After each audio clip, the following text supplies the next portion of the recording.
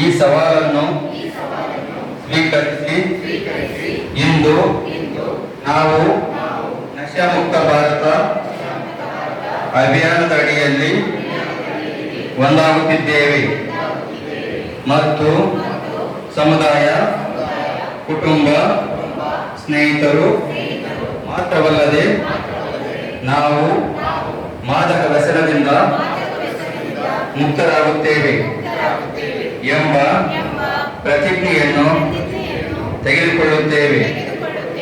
ಏಕೆಂದರೆ ಬದಲಾವಣೆ ನಮ್ಮಿಂದಲೇ ಪ್ರಾರಂಭವಾಗಬೇಕಿದೆ.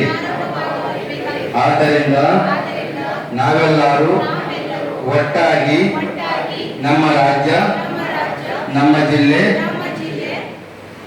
ಮಾದಕ ವ್ಯಸನದಿಂದ ಮುಕ್ತಗೊಳಿಸಲು ದೃಢ ನಿರ್ಧಾರ ತೆಗೆದುಕೊಳ್ಳುತ್ತೇವೆ.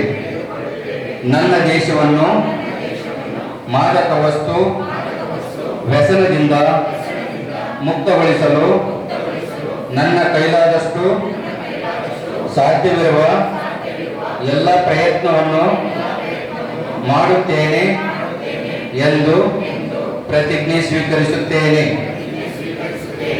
Thank you.